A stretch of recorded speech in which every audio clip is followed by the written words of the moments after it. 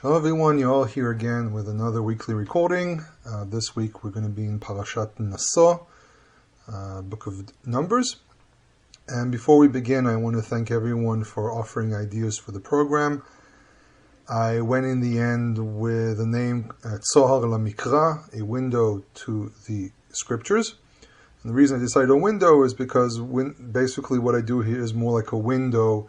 Instead of spending hours and hours explaining things, I open up small windows of information that hopefully will lead people into bigger discussions and bigger research.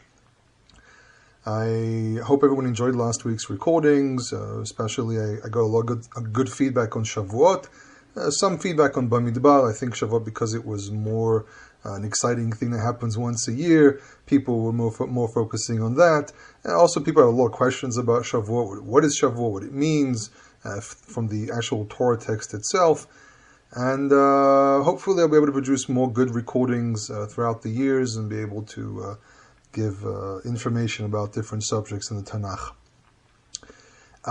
This week's recording is going to focus on about 3-4 subjects, very briefly on each one of them, and really the point is to try to explain things without going too deep. In any case, let's begin. So, first of all, Naso means to rise. It's from the root Nasa, which means to raise. It's a way of describing that someone is raised to be accounted for. And this parasha, again, contains a lot of repetitive information, especially when we deal with the description of the sacrifices of Nesi'im, the tribal leaders. I'm not going to focus on that. What I want to focus here is a few topics that people are very interested in. The first one actually begins in chapter 5. Actually, all these topics are really in chapter 5 when you think about it. And 5 and 6, actually, more accurate. The first one deals with sending away people from the camp who are unclean. Chapter 5, verse 2 says, Tzav et b'nei Yisrael, Tzav, command, the children of Israel, v'shalechu min ha'machaneh, and they will send away from the camp, kol tzaro'a v'chol zav v'chol tameh lanafesh. Anyone who is a leper, anyone who has a physical discharge of fluids, and these fluids, zav, really anyone, with men it's basically a form of ejaculation, with women it is a bleeding, and tameh lanefesh is a person who's come in contact with the dead. Nefesh can be used in different ways. It can mean the neck, it can mean a person, and tameh lanefesh is someone who's come unclean by contact with a dead person.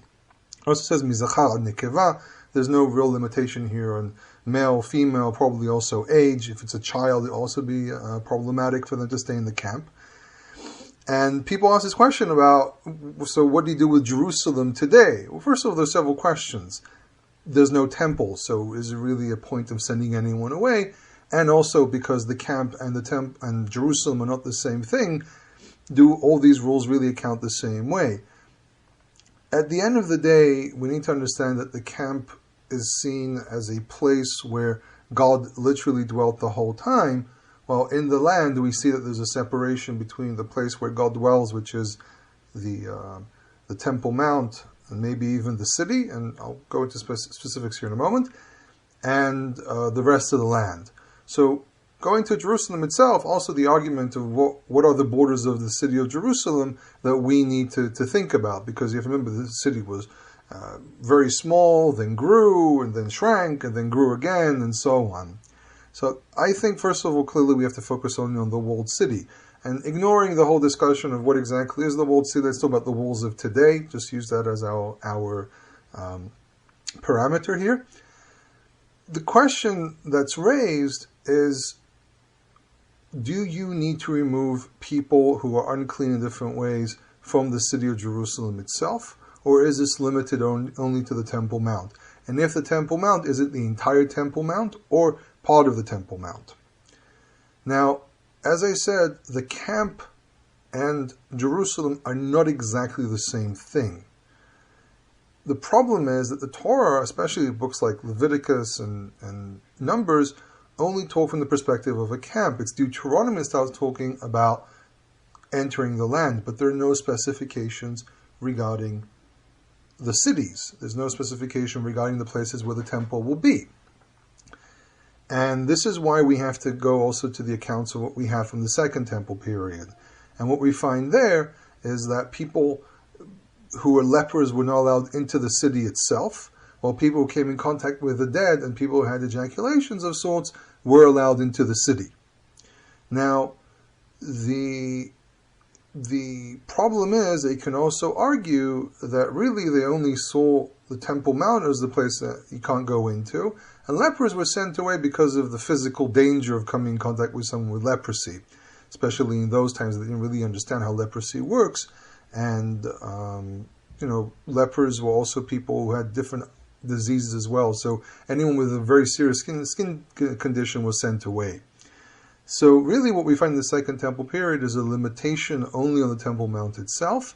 Anyone that had body fluids come out were not allowed in the Temple Mount itself. However, someone who came in contact with the dead was allowed in the Temple Mount up to a certain point where they were not allowed into the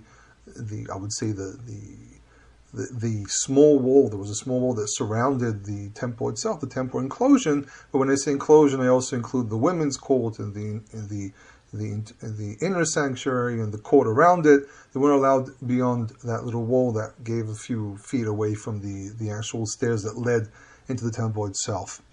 We basically have a problem here of sometimes implication of biblical law with physical reality when you switch from a city to a village, from a camp to a city to a permanent dwelling in the land.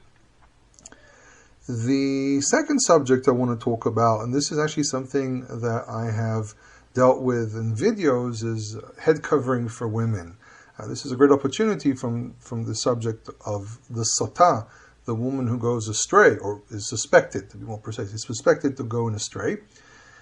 We find that she has to be, her hair, something's done with her hair. I'm going to go into specifics here.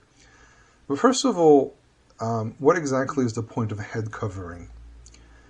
People today wear head covering for stylistic, reasons, trying to look hip, whatever the reason might be, the sun and so on. But in older times, not that far away from today, people used to wear head coverings for religious reasons or for social status and so on. And really when it comes to the head covering of women, we find that today a lot of people look at it from a modest point of view, from the point of a woman who's married is not supposed to show her beauty outside, which, by the way, I have to openly say, probably contradicts practices that we know that existed where women actually were supposed to look beautiful, and it was the honor of the man that he actually had a beautiful wife, which meant she wore makeup and she wore jewelry and beautiful clothing. Really what we have today, a lot of religious practices are influenced by Christian thought and also the ideology of keeping it to a simple life and avoiding presumably sin. So a lot to do with this. It's not something I can explain on one leg, but we obviously know that the First Temple period is very different than the Second Temple period, especially from the influence of sin and the destruction, which really changed people's mindset about how they behave. But again, is wearing makeup a sin? I promise you it is not. But what we do find is that head covering for women wasn't really something that had to do with modesty. It actually had to do with social status. A woman who was married had a covering over her head. The covering symbolized the covering of the husband. A husband covering his wife was actually a symbolic act that would actually do in the wedding, either by putting the husband's cloak over the woman or actually having a chuppah over the head. A chuppah is actually the cloth that you put above the bride and groom, which symbolizes the covering. Covering a woman is like embracing someone to your bosom. And embracing someone to your bosom is the idea of adopting someone. When a woman gets married, she leaves her father's family. She is adopted into the husband's family. Now, in many cases, people after a wedding would hug, for example. And one of the hugs was actually the father of the groom embracing the new wife, the new daughter into the family as a symbol of acceptance. This is something that we find in the Aegean world, we find it in the Mesopotamian world. It's a very, very well-known practice. So a woman wearing a head covering is not an issue of oppressing the woman or hiding her beauty or modesty. It was the fact that she has a social status of a married woman, which meant when you see her in the street, you need to treat her in a very, very specific way. There's a certain protocol that you have to go by. You don't speak to her as if she's some person off the street. You need to respect her in a certain way because she has a husband. Her husband is her protector. He is her honor. Okay? Husbands were supposed to protect their wives. It wasn't just, oh, I have a wife and that's it, it's my housemaid. No, you were obliged to protect your wife. So by dishonoring the woman in the suspicion of adultery, it's really an issue of removing her protection from the husband, because the husband is accusing her of an act that actually removes her rights if the act actually happened. So we actually have a verse here that says, verse 18 says, "Ve'ha'imida kohen et ha'isha lifnei Adonai," and the Kohen, the priest, will present the woman before the Lord, "Ufara et rosh ha'isha," and he will do the pri'ah. Now, is para just to uncover, or is it also to make her hair wild? If it's just to make her hair wild, anyhow, there's an act of uncovering here because of the fact that he needs to have access to her hair. But one of the debates that comes up from this verse is, did women necessarily have to cover their hair? And we find wall reliefs where women have head coverings, but in those cases you can actually argue that these are situations of mourning, that they're not covering their hair because they're married, they're covering their head the same way men will cover their head in mourning, where to almost hide their faces. Now in these wall reliefs you don't really see face covering, but you do find that there's a full head cover. The problem is that the text doesn't really tell us much because it also relates to the common practices. People had traditions. Traditions were a normal part of life. Traditions were the practices that people had in everyday life, and it wasn't necessarily something that was established by law. It was something that was established by practice and could change from tribe to tribe. So some people use this verse to argue that she wore a head cover. Some people argue that this is just he's just undoing her hair. I think it's more reasonable to argue that head covering was an optional thing that existed depending on the culture. Did cultures necessarily have to insist that there was a symbol of the woman's covering by her husband, or was it just because they lived in small communities and necessarily have to have such a thing? But I think that here specifically it's really making her hair wild as well because of the wildness of the act of adultery. Now, a point about adultery, by the way, is that I keep on hearing people talking about adultery in the sense of anyone being with anyone outside of marriage. And to be more specific, I keep on hearing the adultery is if a married man, and this is the one that I'm actually saying it's not true, if a married man goes to be with a woman who's not his wife. And first of all, the Tanakh doesn't believe necessarily in monogamy. A man can have more than one wife, and we see it over and over again.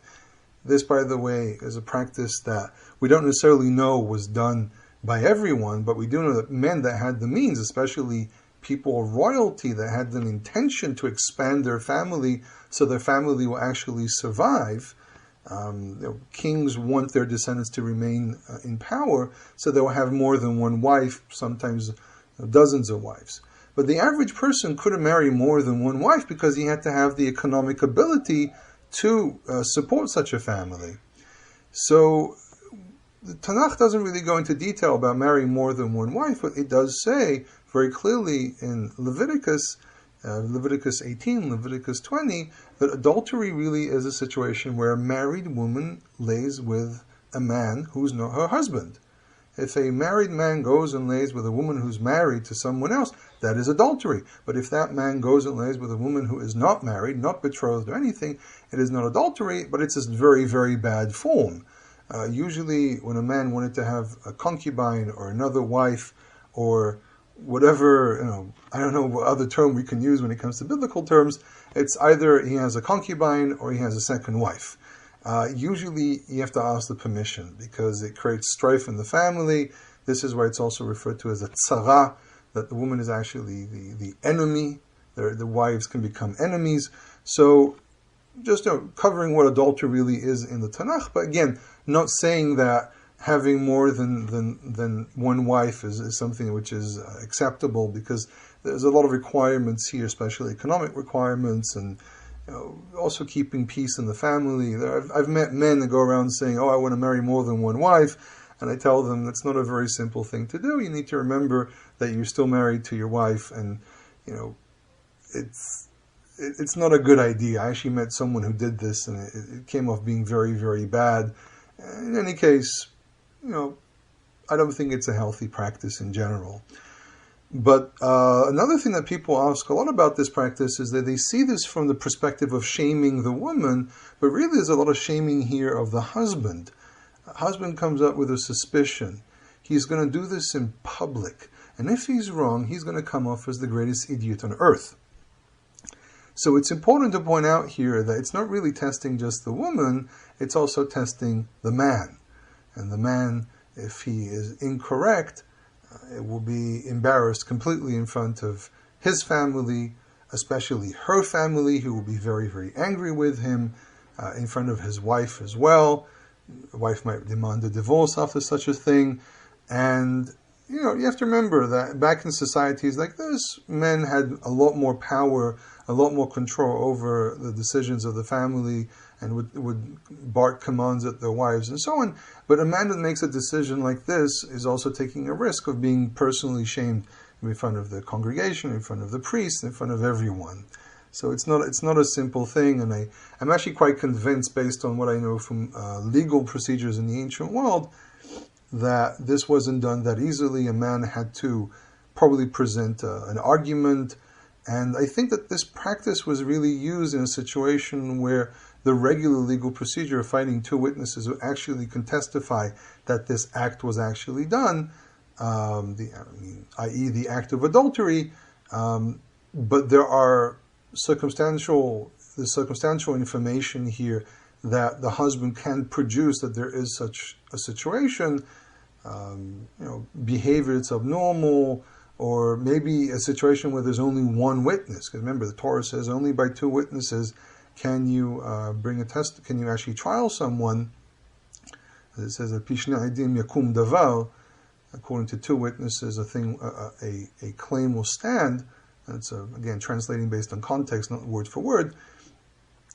It is quite reasonable to argue here that this is actually a situation where it's not only, it says, really when you look at the text how it presents in verse 12 and 13, that actually the woman did do this. It's presenting it in a very legal way, that the woman did actually do this act, and it goes into the fact that the husband doesn't know this, but he has a spirit of jealousy that comes upon him. Again, putting aside the poetic ideas here, a spirit of jealousy basically means a suspicion. We're not talking about a paranoia that a man might have that he doesn't trust anyone. I think we're actually talking here about a suspicion that is substantial, that there's some background, some reason that the husband thinks that this happened. And it's quite possible that he has to, first of all, take this in front of the elders to actually make the argument. I mean, again, he has to go with the priests and so on, and there might have been an extra procedure there, but here the text is really focusing mostly on the ceremony. I know some people might argue that this is only a theory or only an idea that's not in the text itself, but again, we know as a fact that you can write down the law, and this is done by every law system anywhere around the world, and you can't be that scriptural. You can't just say only what the text says, because we know as a fact from different places in Tanakh itself as well that they had practices which are not written specifically in the Torah. How do you crown a king? We find practices. The Torah speaks only about the laws of the king in the sense of what he's allowed are not allowed to do it. It doesn't say how you crown a king, and so on. So we do know as a fact that there were practices. We know that the legal system is not necessarily just what the word says. We know from other places around the world. But again, for greater research, it requires more looking into specific subjects. And again, this is just a window for thought, for looking at possibilities. Now, an interesting thing about the word para, which we mentioned about uncovering the hair or making the hair wild, we do find in chapter 6 about the Nazir, the Nazarite. And Nazir is from hit Nazer, to refrain from doing certain things. It says in verse 5, it says, Gadel pera sa'ar rosho, that he will grow his hair wild. And I think because the word pera here appears in a passage next to a passage that mentions the same word, I think it's quite reasonable to argue that it's the same word, and pera means to make wild, and not necessarily uncovering. But as I said, to make the hair wild, you have to uncover. For those of you who watched the videos that I've made about the Hebrew alphabet, especially the historical alphabet, you know that there are two types of ayin. There's ayin and rayin. And rayin survives, for example, in Arabic, and one can argue that para is not the same root as ufarat rosh ha'isha, but I think in this case, it's probably the same root. Now, some people also ask, what is the point of being a Nazarite, and the discussion of can you take a Nazarite oath today? My personal opinion here is that because a Nazarite oath includes not just making the oath, 3 stages: taking the oath, practicing the oath, and then finishing the oath by bringing sacrifices. And all 3 of these are what we call the Nazarite oath. It's not just, the first section and the second section, it's also the 3rd section. So I'm very doubtful if you can actually take a Nazarite oath today, because you can't finish the oath, which includes the sacrifices, because there's no altar, there's no temple today. And I think that there's also this interesting idea of the Nazarite being someone who takes an oath for a short period of time or a long period of time. And I don't really think the Torah allows an eternal oath. I don't think someone can take a Nazarite oath for their entire life. At least the text doesn't show this, except for maybe the case of Shimshon. But there it's a unique situation where his mother was commanded by an angel to have him as an eternal Nazarite, and his strength depended on the existence of his hair. So I don't think we can use Shimshon as an example of someone who takes a Nazarite oath. Also remember, he used to drink wine, which is something which is forbidden on the Nazarite. But in my opinion, personally, I think that a Nazarite can't take an oath today. If someone does take a Nazarite oath, I think that oath is automatically void and could be and should be ignored. But some people also ask, what exactly is the point of being a Nazarite? And it seems to be a Nazarite as a regular Israelite, or anyone who decides to elevate themselves from a spiritual perspective. Nazarites were probably spiritual men and women, and not necessarily just someone who want to have wild hair. It's quite possible people who are Nazarites for a while also tried to stay in religious centers near prophets or near the temple as part of their spiritual journey here. Nazarite, by the way, is not a monk. This person can stay married, can have children, can get married while being a Nazarite, and there is no actual limitations on any of these things. It can become unclean, except for a very specific uncleanness, which is coming in contact with the dead, which contact to the dead kind of resembles what happens with priests. So I once made this argument that a person who takes an oath of a Nazarite tries to elevate themselves a little bit to the level of a priest, especially a priest in service, because also the aspect of not drinking wine, which is also forbidden on a priest when they're actually in service. And so I think a Nazir is a spiritual social status that someone takes upon themselves. I personally think not for eternity, but only for a short period of time. And I don't think really, there's another side of it, that some people argue that the Torah doesn't encourage you to become a Nazarite, but it gives a person a window of a possibility to take certain restrictions upon oneself for a while, but not saying, this is something you're going to take for your entire life. which basically shows how realistic the Bible is, where it says you can't really impose certain practices on the entire society. The Torah doesn't really expect you to take on yourself more than what it actually commands. So you can actually argue that the Nazarite oath is a structured way of allowing people to have restrictive behavior, but restricting that restriction. Basically standing against for example, the unnatural behavior of monks, which unfortunately does lead to certain things which are very problematic, and so on. So the Torah kind of deals with mankind as humans, allowing them self-expression, but limiting that self-expression into the parameters of logic, because not everyone can do these things, and you're really expected just to be a human being and not go beyond that. In any case, those are my thoughts for this week's parasha. For the priestly blessing, by the way, there is a video that I posted probably over a year ago on the priestly blessing, breaking it down, translating it, and giving some commentary. Other than that, this parasha also contains the sacrifices of the dedication of the tabernacle. Not going to go into that one. If you want, you can read it by yourself. It's very repetitive, a style that's well known from the ancient Near East.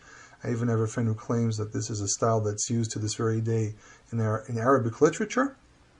And for anyone who wants to read about this material, you can read Professor Umberto Cassuto's writings, which have been translated into English. You can get them off of Magnus Press. And that's about it. So I hope everyone enjoyed, and be in touch with everyone next week.